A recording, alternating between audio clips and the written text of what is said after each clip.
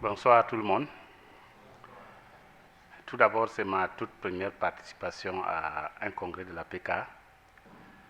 Je voudrais remercier les responsables de cette organisation d'avoir accepté que je puisse en faire partie, même si je ne suis pas catholique au sens confessionnel du terme, mais nous confessons tous l'Église catholique. Une est catholique, c'est ça, non? Voilà, de ce point de vue, je me sens tout à fait bien à la maison, même si je suis protestant. La deuxième chose, c'est que j'ai un tout début de grippe. Je risque d'être interrompu de temps en temps par la toux ou je ne sais pas quoi. Je vous prie de m'en excuser d'avance. Alors, production et rapport à la terre, Genèse 1, verset 28. Je préfère qu'on prenne versets 26, 27 et 28 ensemble. Réflexion sur le double défi écologique et économique en Afrique. Cette réflexion se fait en termes d'hypothèse. Et c'est une hypothèse que j'ai commencé à développer il y a 2 ans dans un colloque qui avait un thème à peu près similaire à Bergen en Norvège. Donc j'ai essayé d'approfondir la réflexion. Face à l'impératif et à l'urgence des questions environnementales soulevées par le réchauffement climatique et la destruction de la couche d'ozone, dont l'activité humaine est l'une des causes principales, le passage de Genèse 1, versets 26 à 28, constitue un défi herméneutique majeur. L'interprétation de ce passage oscille globalement entre, d'une part, une orientation fondamentaliste et climato-sceptique, et d'autre part, une orientation éco-théologique qui inscrit les récits de la création dans les luttes contemporaines en faveur de l'environnement et du climat. Entre nécessité économique pour nourrir une population humaine toujours plus nombreuse et urgence de protection de l'environnement pour la survie de cette humanité et de l'ensemble du vivant, le débat a souvent vite fait de tourner en dialogue de sourds et en confrontation. L'une et l'autre option ont leurs élateurs respectifs et leurs excès. L'utilisation des textes bibliques, en particulier ceux de Genèse sur la création, suit la même tension, notamment lorsque ces textes sont convoqués pour répondre de façon normative à ces questions d'ordre éthique. À vouloir utiliser ces textes pour aborder la question de façon frontale, on peut arriver soit à leur faire dire une chose et son contraire, dans un imbroglio permanent, soit à fabriquer des compromis artificiels pour créer une éthique dogmatique, elle-même artificielle. La présente contribution se propose de changer un peu de méthode d'approche. Plutôt que d'essayer de les convoquer de façon normative, l'article suggère une démarche historique. Celle-ci consiste à commencer par le constat de la violence du vocabulaire de Genèse 1, versets 26 à 28, puis à replacer ce vocabulaire dans le contexte exilique et post-exilique auquel il appartient. Cela permettrait, me semble-t-il, de comprendre que le problème de domination de la Terre reflète une situation de tension politique aiguë, d'expliquer l'enjeu sur le plan narratif, de placer le récit yaviste après le sacerdotal et d'esquisser des réflexions éthiques qui tiennent compte de ces données. Ma réflexion va s'articuler sur 3 points. Le premier va essayer de faire quelques observations d'ordre exégétique en prêtant une attention particulière aux questions philologiques ainsi qu'à leur mise en perspective historique et intertextuelle avec le psaume 8, mais ici, comme je n'ai pas beaucoup de temps, je vais laisser pour le moment le psaume 8 de côté, mais puisque vous avez le texte complet sous les yeux, vous pourrez voir le reste du détail là-bas. Ensuite, nous essayerons de faire un rapprochement avec le récit yaviste de Genèse 2. Enfin, quelques réflexions éthiques sur la responsabilité du continent africain en matière de gestion environnementale avec un accent sur la tension entre les besoins économiques et les exigences écologiques. Je nous propose de lire quand même le texte de Genèse 1, versets 26 à 28. Je lis dans la version Taube, la traduction œcuménique de la Bible, qui dit ceci. Dieu dit enfin, faisons l'être humain, qu'il soit comme une image de nous, une image vraiment ressemblante. Qu'il soit maître des poissons dans la mer, des oiseaux dans les cieux et sur la terre, des gros animaux et des petites bêtes qui vont et viennent au ras du sol. Dieu créa l'être humain comme une image de lui-même. Il le créa à l'image de Dieu.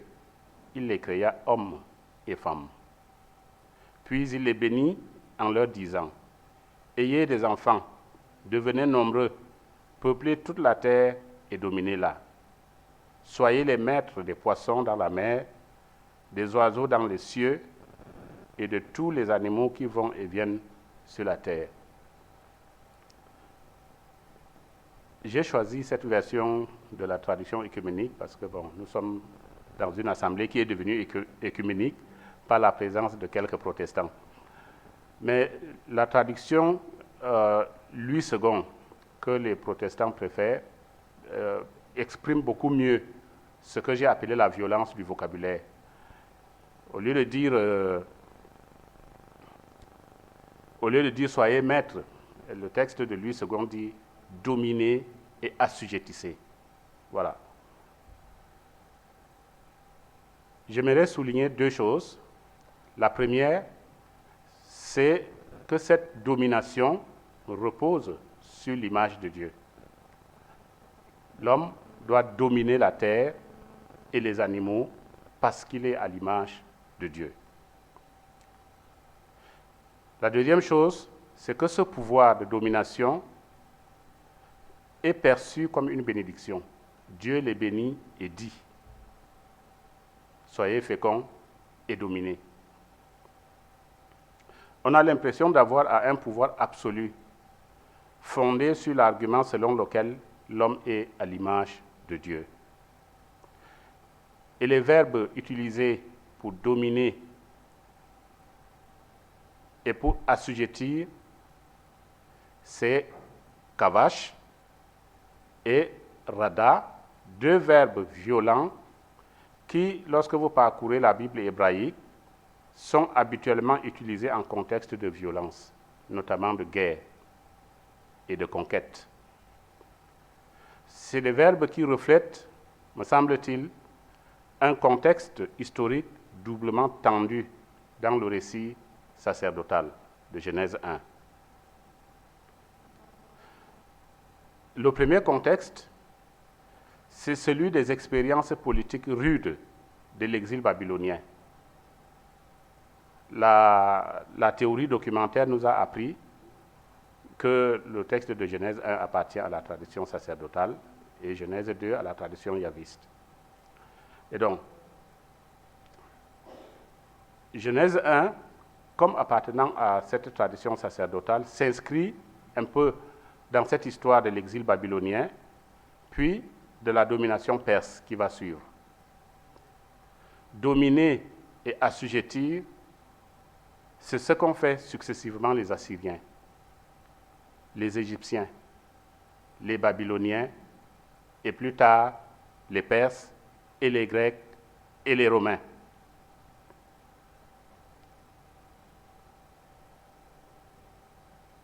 Et tous ces peuples qui l'ont fait, qui ont dominé Israël tour à tour, ils l'ont fait d'une certaine manière au nom d'une certaine auto-présentation comme image de Dieu.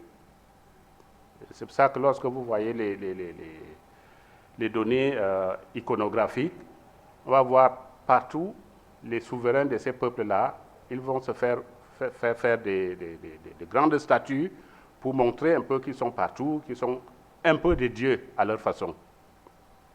Ça, c'est la première situation. La deuxième, qui est née de la première, c'est une situation conflictuelle entre les exilés, les Béné Hagola, et ceux qui sont restés dans le pays et qu'on a appelés les Béné Haaretz.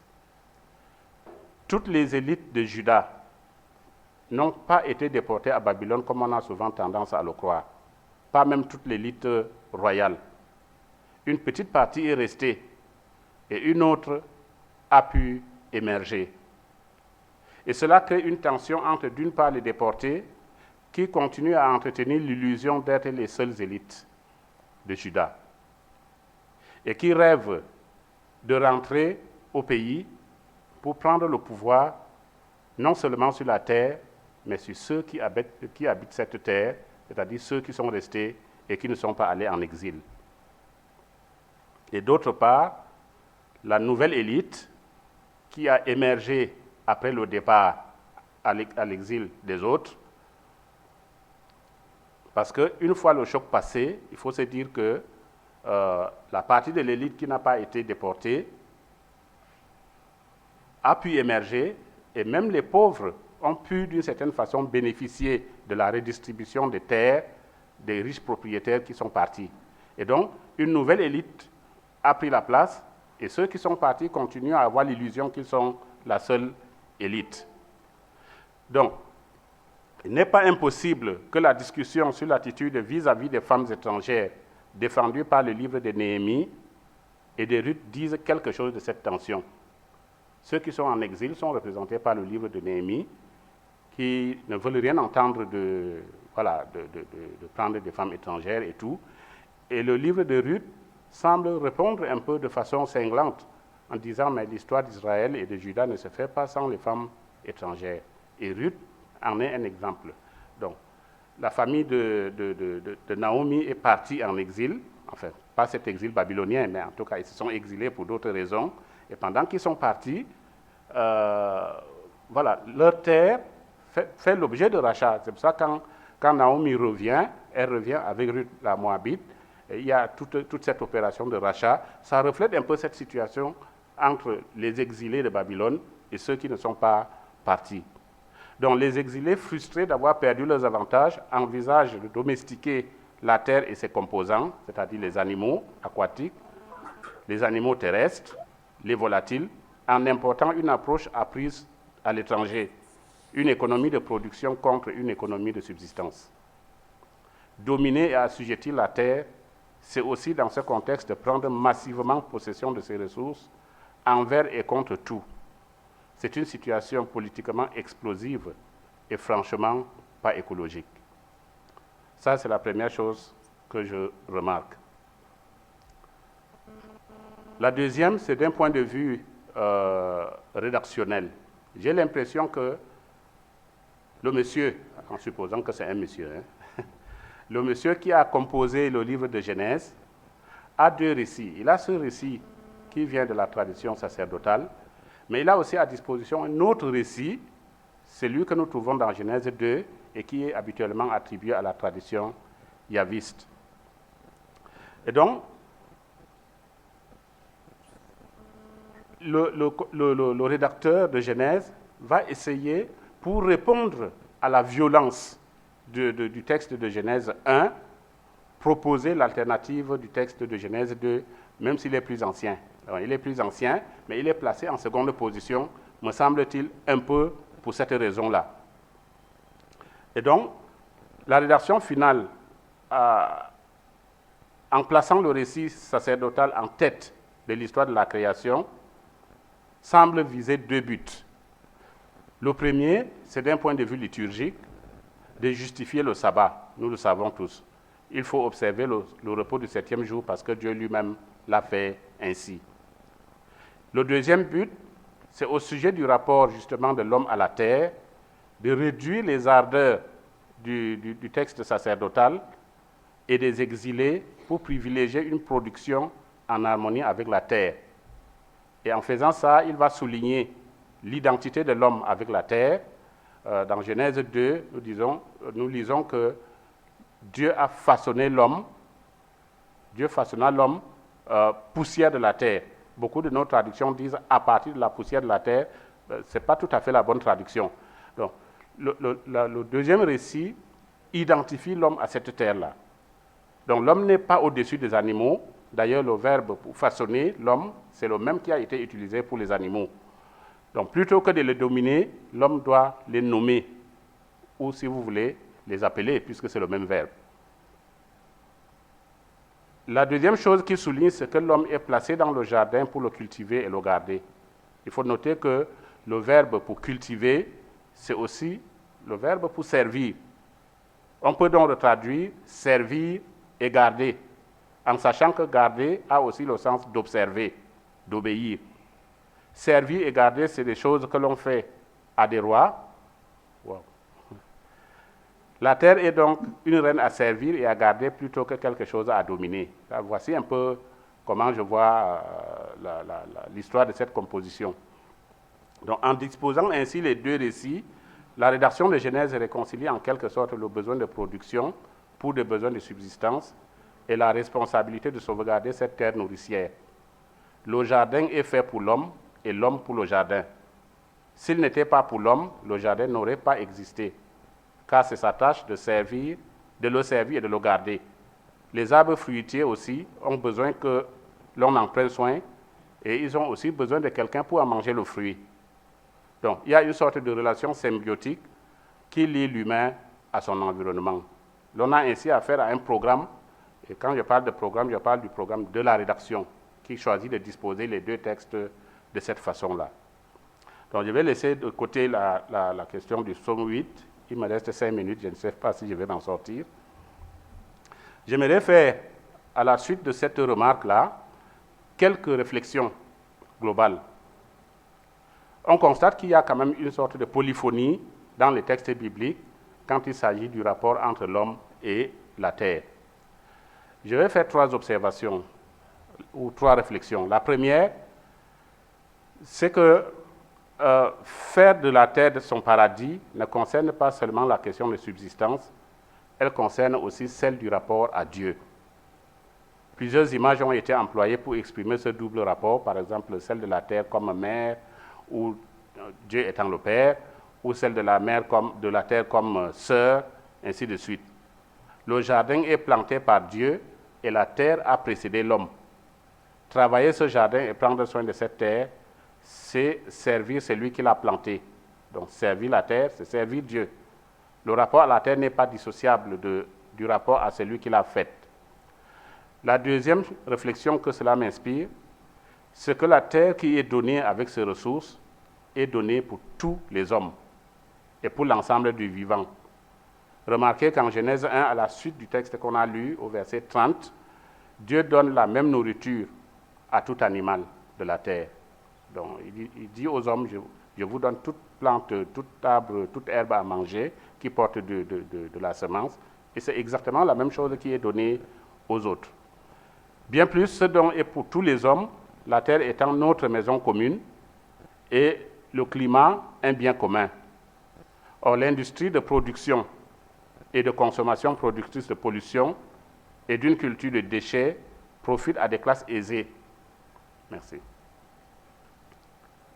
Et aux pays riches.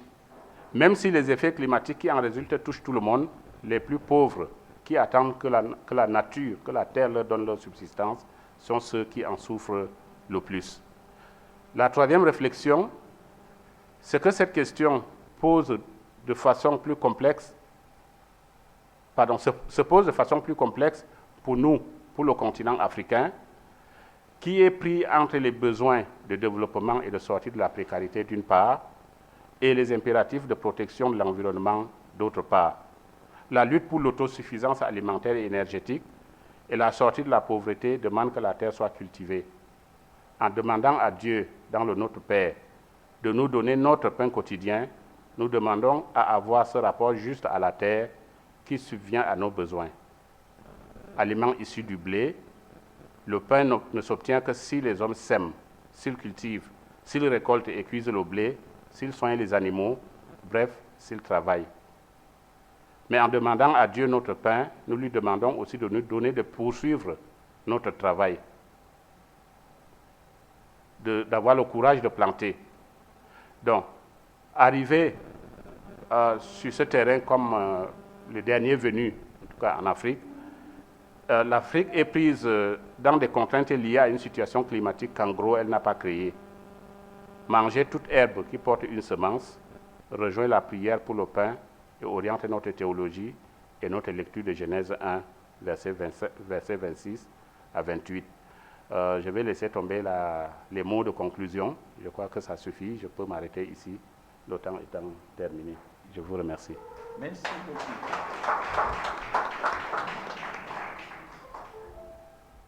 Bonsoir à tous. Alors, je vais aller à l'essentiel. Vous avez eu le texte, vous avez lu, vous avez entendu la communication. J'ai trouvé l'apport du pasteur Jean Koulagna intéressant. Il nous montre la difficulté d'interprétation de Genèse 1, 26, 28. Et il propose justement de résoudre le problème de la tension que suscite non seulement ce texte par rapport à notre contexte écologique, mais aussi la relation entre ce texte et puis le deuxième texte, dit yaviste, par la médiation du psaume 8.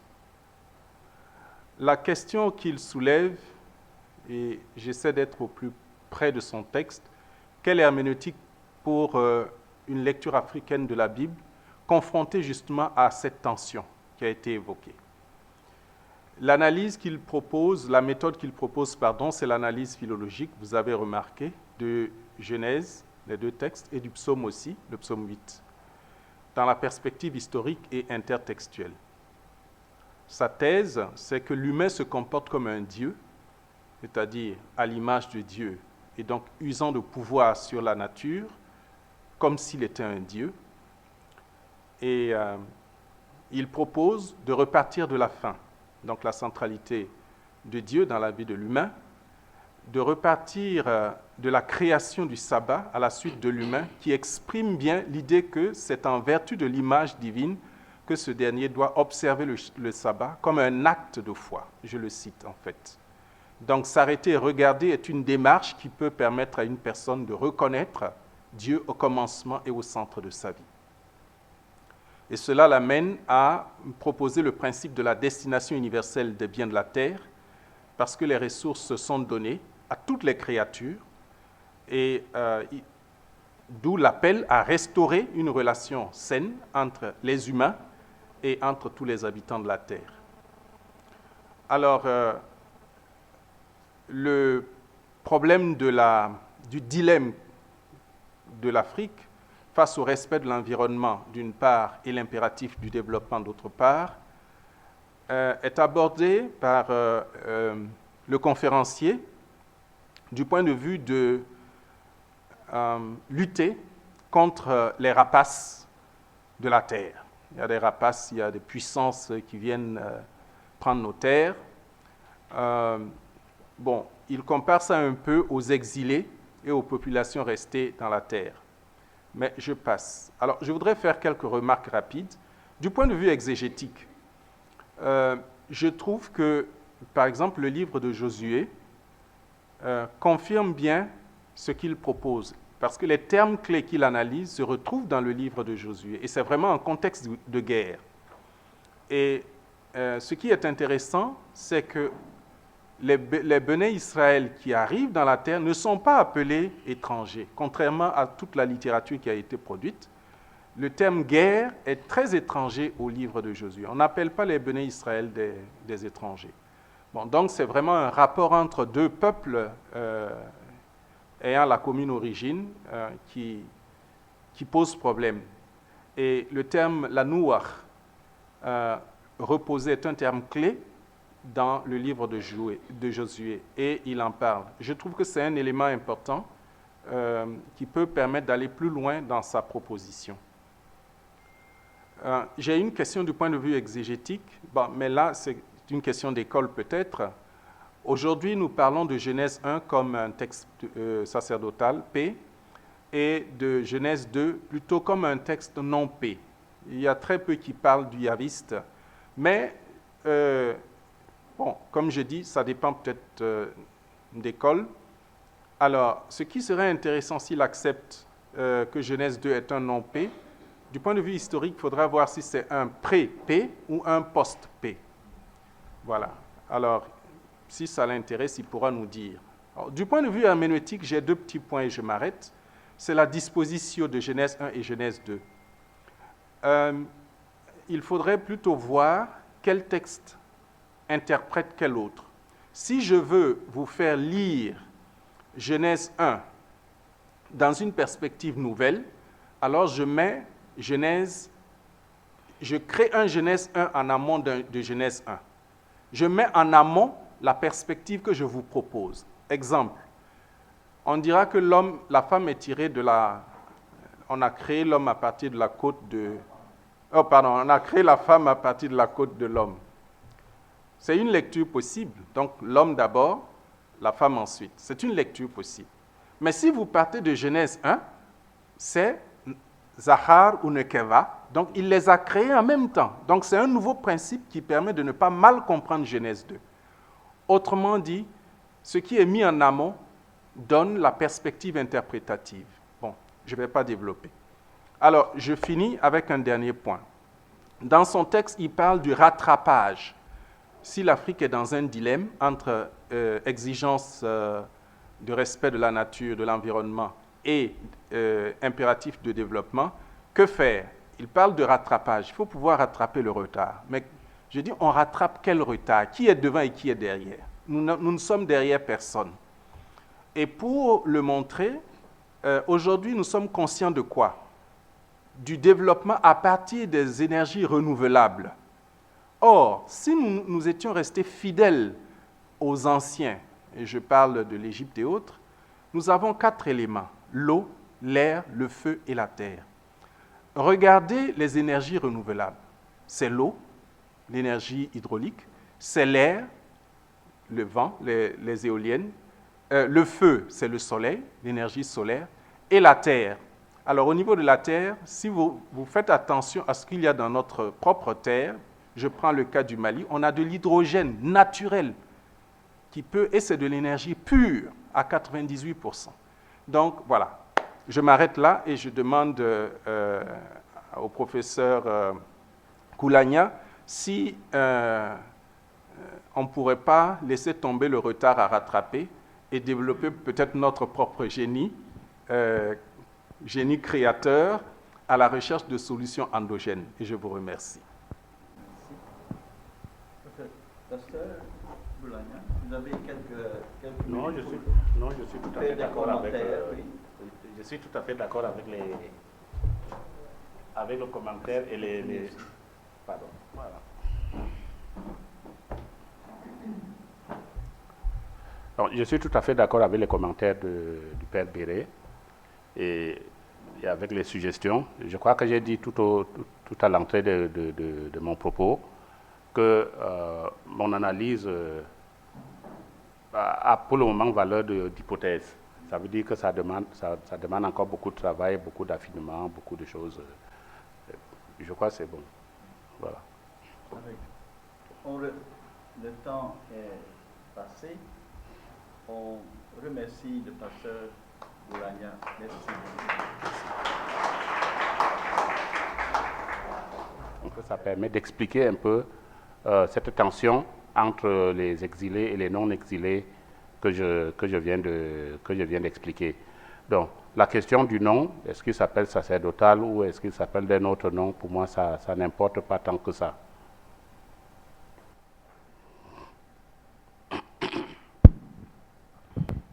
Oui, merci beaucoup, pasteur, professeur, pour votre contribution, qui m'a plu pour la datation, justement. Ça m'a plu parce que vous datez dans ce contexte. Moi, je pense aussi que c'est le contexte qui est bon pour ces textes. Bon, alors il faut enlever le mot yaviste, là. Oui. C'est ça surtout qui dérange. Donc, yaviste, ça dérange. Bon, alors, je voulais, ce n'est pas une question, ajouter une autre référence, le débat là sur ceux qui sont partis, ceux qui sont revenus, se retrouve aussi dans le livre d'Ézéchiel, oui, où on dit, bon, nous qui sommes nombreux, c'est à nous que la terre appartient, Abraham était seul, etc. si vous pouvez aussi voir comment dialoguer avec ce texte-là. En fait, le cœur de mathématiques, c'est même ça. Ah ouais. C'est parce qu'il n'y a pas assez de temps, je n'ai pas lu tout mon texte. Si vous lisez l'ensemble du papier, c'est exactement ça le problème, parce que les exilés, la voix des exilés est en quelque sorte portée par le livre d'Ézéchiel. Voilà, c'est exactement cela. Alors maintenant, la question de yaviste, je suis parti un peu sur l'appellation traditionnelle, parce que on connaît les 4 sources, voilà. Alors, je suis juste parti sur ça, mais qu'on l'appelle yaviste ou qu'on l'appelle simplement non-P, c'est vrai que ça change beaucoup, parce que si c'est non-P, ça veut dire que ce n'est plus nécessairement antérieur à l'autre texte. Ça pourrait être aussi après, ça pourrait être de la même époque, ça change complètement les données. Là, il faudra retravailler à fond.